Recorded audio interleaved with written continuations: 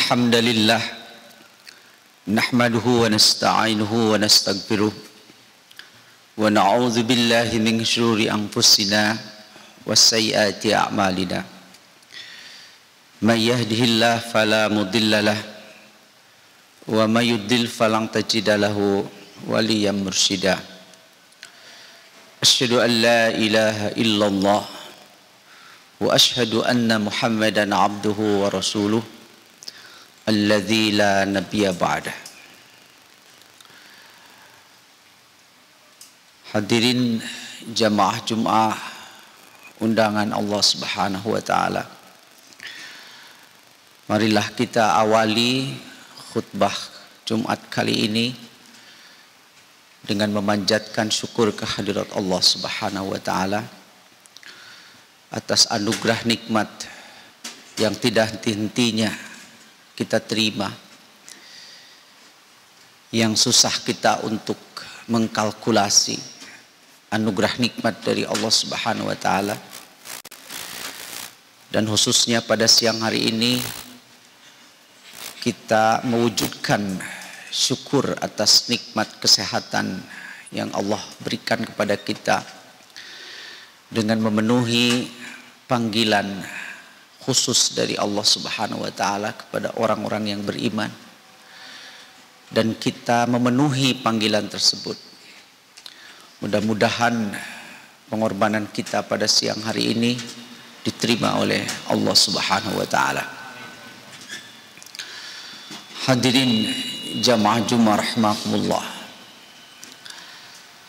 Salah satu pelajaran penting yang diwariskan oleh Rasulullah SAW kepada kita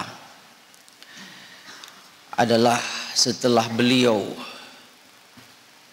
ditetapkan sebagai Nabi dan Rasul oleh Allah Subhanahu wa taala, maka beliau betul-betul memisahkan dan menjaga martabat kerasulannya untuk tidak digunakan untuk kepentingan pribadi dan keluarga beliau. Ada salah satu dialog yang mencerminkan bagaimana Rasulullah SAW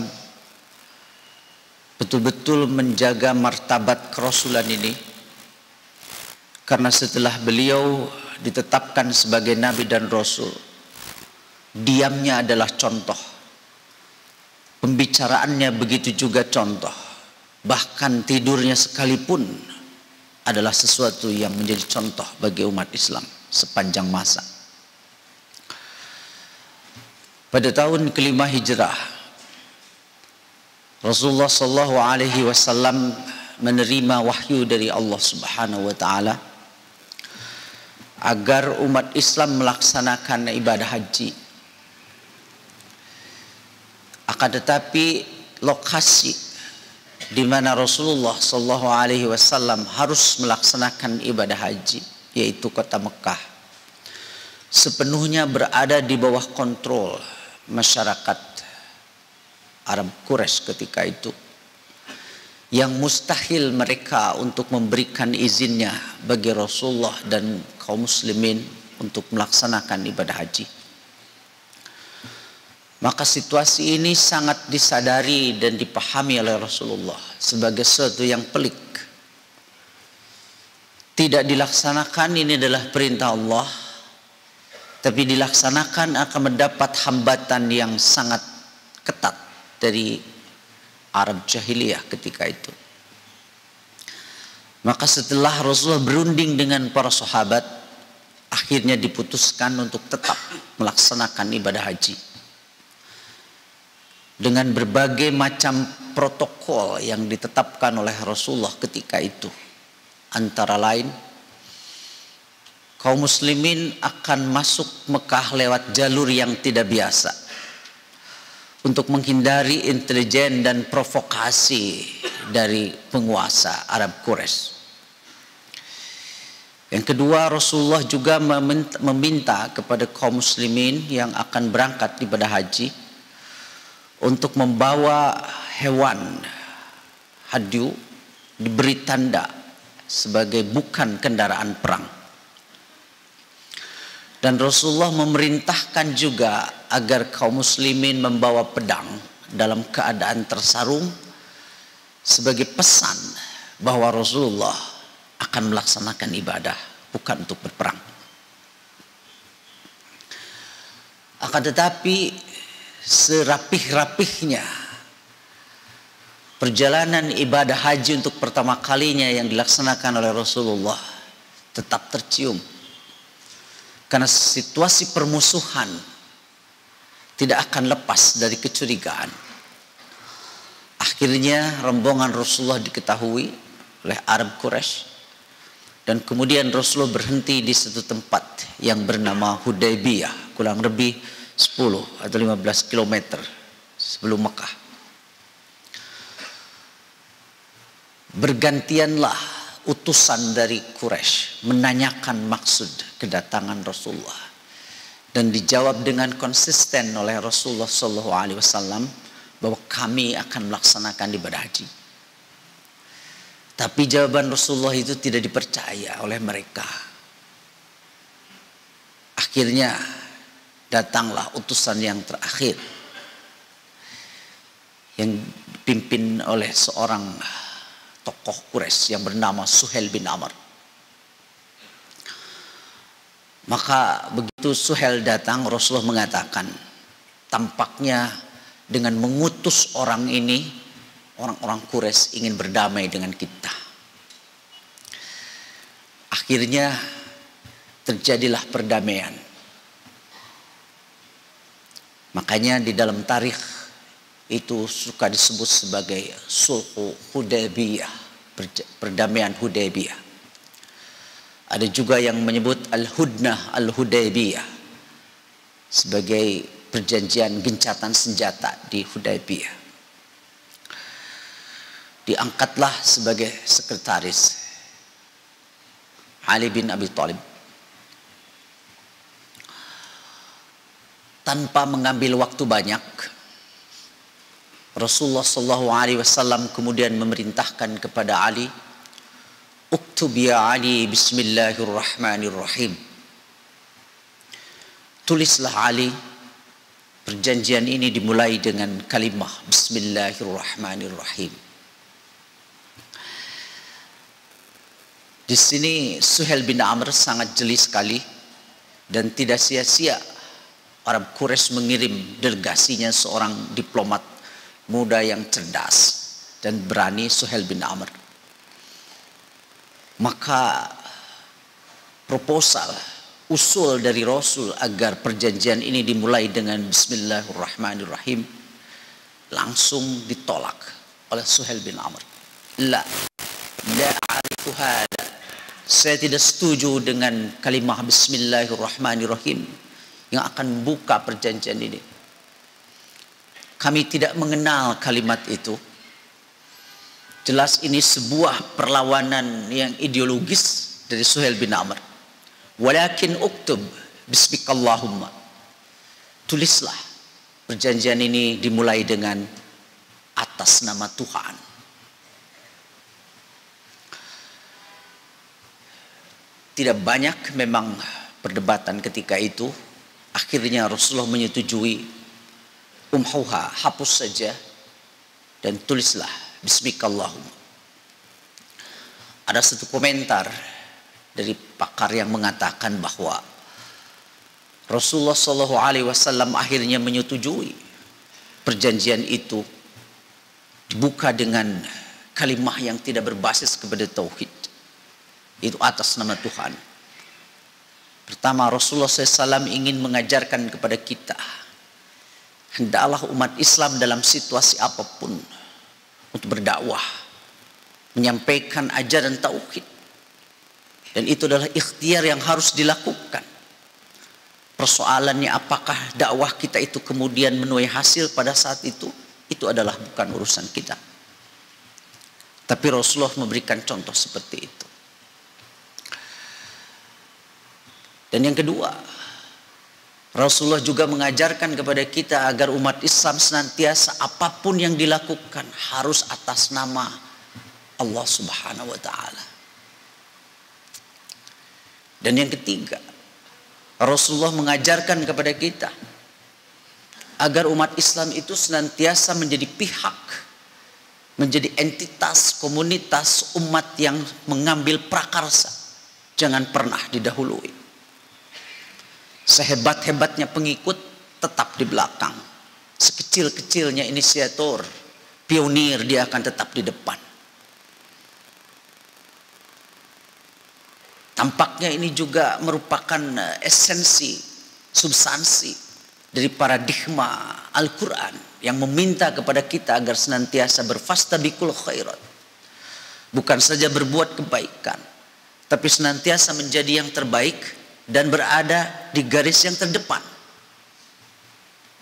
Umat Islam harus senantiasa mengambil prakarsa, mengambil inisiasi, menjadi inisiator, pelopor dan pionir. Setelah itu kemudian Rasulullah memerintahkan lagi kepada Ali bin Abi Thalib, "Uktub ya Ali," tulis lagi. Tentunya membuat Suhail bin Amr juga kaget.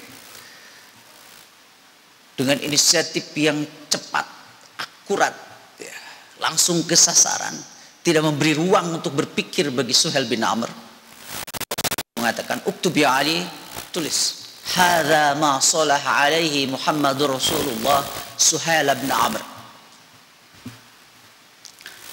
Tulis Ali, perjanjian ini dibuat antara Muhammad Rasulullah dan Suhail bin Amr. Lagi-lagi Suhail kaget. Rasulullah memasukkan satu pasal yang memperlihatkan bagaimana Rasulullah itu betul-betul memperlihatkan kepada umatnya bahwa beliau adalah representasi, bukan representasi pribadi Muhammad bin Abdullah, tapi dia berbicara atas nama umat Islam. Dan dia berunding adalah umat Islam, bukan Muhammad bin Abdullah. Mari kita lihat apa reaksi dari Suhail bin Amr. "Law na'lamu annaka Rasulullah." Seandainya saya mengakui engkau adalah utusan Allah, "ma sadannaka 'anil bait wa ma qatalnaka." Seandainya saya mengakui engkau itu adalah utusan Allah, untuk apa menghalangi engkau beribadah haji ke Baitullah? Wa ma qatalnaka, dan untuk apa saya memerangi engkau? Walakin uktub, tulislah perjanjian ini dibuat oleh Muhammad bin Abdullah, bukan Muhammad Rasulullah. Gentar Suhail bin Amr melihat begitu tangkasnya Rasulullah SAW, betul-betul sebagai Rasul, bukan pribadi Muhammad bin Abdullah. Maka Suhail mengusulkan agar diubah itu, tidak seperti pada pasal yang pertama. Ali bin Abi Thalib menolak untuk menghapus kalimat Muhammad Rasulullah. Ketegangan terjadi. Mungkin kita bisa membayangkan sosok Ali bin Abi Thalib, sahabat muda yang cerdas, berani, seluruh hidupnya berada di dalam garis dakwah Islam. Mungkin dia akan mengatakan, langkahi dulu mayat saya daripada harus menghapus ucapan Muhammad Rasulullah, karena ini bukan hanya sekedar tulisan, akan tapi adalah representasi dari umat Islam, bukan representasi dari Muhammad bin Abdullah, bukan. Akhirnya ketegangan itu berakhir karena kemudian Rasulullah mengatakan, "Arini makanaha." Coba Ali perlihatkan kepada aku mana tulisan Muhammad Rasulullah itu. Akhirnya dihapus sendiri oleh Rasulullah SAW. Dan ini menimbulkan keheranan bagi para sahabat.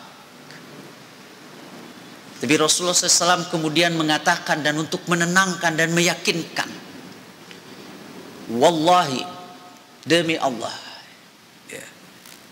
Inni Rasulullah, saya ini adalah utusan Allah. Wa in kadzabtumuni, meskipun mereka itu mendustakan, saya adalah utusan Allah. Dan sudah saya sampaikan kepada mereka, saya bertindak bukan atas nama Muhammad bin Abdullah. Karena Muhammad bin Abdullah tidak ada urusan sama sekali dengan orang-orang Quraisy. Yang menjadi urusan bagi mereka itu adalah kerasulannya. Dan ini dipahami betul oleh Rasulullah SAW. Hanya beliau dalam perjanjian ini langsung mengatakan, uktub ya Ali hadza ma salaha alaihi Muhammad Rasulullah Suhail bin Amr. Dan betul saja reaksi juga sangat cerdas sekali, argumentatif, ideologis. Lau na'lamu annaka Rasulullah ma sadannaka 'anil bait. Kalau saya mengakui engkau adalah utusan Allah, untuk apa saya menghalangi engkau beribadah haji di Baitullah? Wa ma qatalnaka, dan untuk apa saya menghalangi? Lakin uktub Muhammad bin Abdullah. Barakallahu li wa lakum.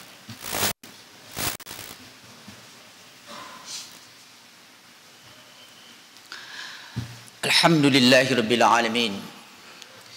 Wa bihi nasta'inu ala umuri dunya waddin.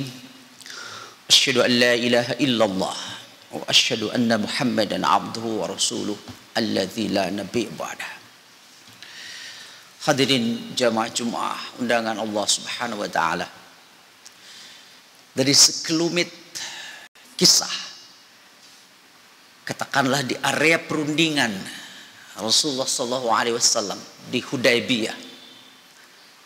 Bahkan ada pakar ahli tarikh yang mengatakan ini adalah salah satu perjanjian tertulis tertua yang pernah dibuat. Bahkan ada pakar yang mengatakan konon katanya teks perjanjian Hudaybiyah itu tersimpan di salah satu museum di London. Wallahu alam, saya belum pernah mengeceknya.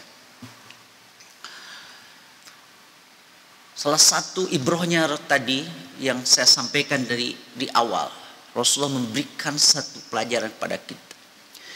Bagi umat Islam yang diamanahi, katakanlah jabatan, maka ketika amanah itu sudah kita ambil, kita pegang, ada di pundak kita, maka sejak saat itu harus betul-betul menjaga marwah martabat dari amanah tersebut. Jangan terkotori oleh hawa nafsu dan kepentingan pribadi yang melekat. Makanya ketika Rasulullah SAW, katakanlah beliau sedang berkampanye bagaimana penegakan hukum dan keadilan, beliau mengatakan begini, lau anna Fatimah binta Muhammad, seandainya Fatimah anak Muhammad. Beliau tidak mengatakan Fatimah anak Rasul, karena Rasul tidak punya anak. Yang punya putra itu adalah Muhammad. Makanya beliau mengatakan seandainya Fatimah anak Muhammad sarakat, mencuri, laqata'tu yadaha, aku sendiri yang akan menghukumnya, kata Rasulullah.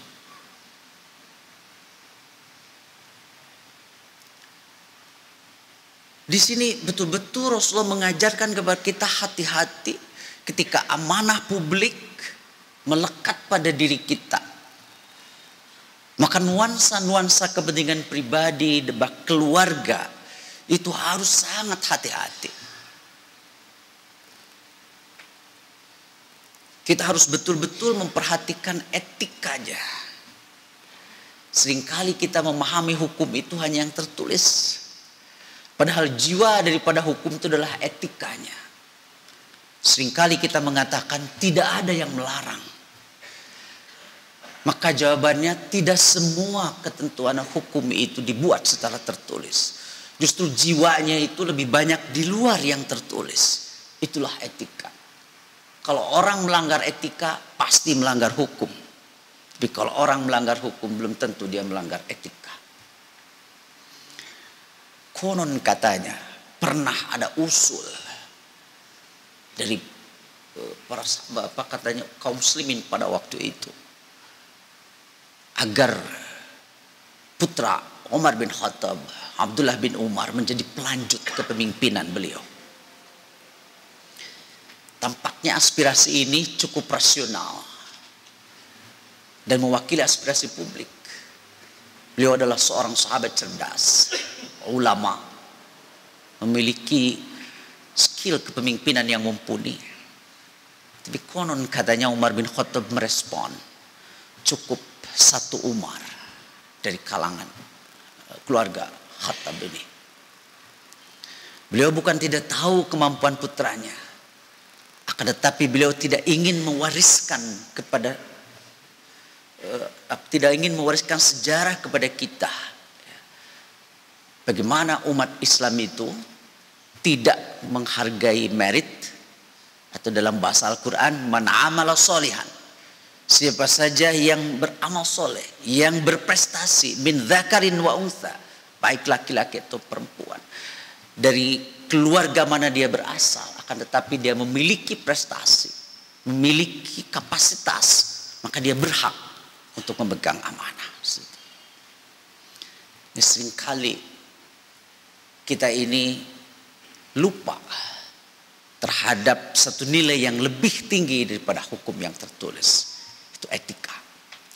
Makanya Rasulullah SAW di dalam meja perundingan yang tadi, kalau kita jeli mencermati, ada sebuah pesan nilai yang luar biasa. Rasulullah SAW begitu beliau ditetapkan oleh Allah Subhanahu wa taala sebagai nabi dan rasul, maka selesai sudah urusan-urusan pribadi dan keluarganya, karena apa yang beliau ucapkan, apa yang beliau katakan, apa yang beliau lakukan, bahkan saya katakan diamnya saja itu adalah contoh. Maka Rasulullah tidak mau memberikan legasi contoh yang buruk untuk kita semua. Mudah-mudahan kita semua kaum muslimin, khususnya yang hadir pada siang hari ini di masjid ini, apabila satu saat diberi amanah oleh umat, oleh publik, dengan ridho Allah Subhanahu wa taala, maka contohlah Rasulullah SAW di dalam menjaga marwah dan amanah ini. Rabbana la tuzigh qulubana ba'da idh hadaitana wa hab lana min ladunka rahmah innaka antal wahhab.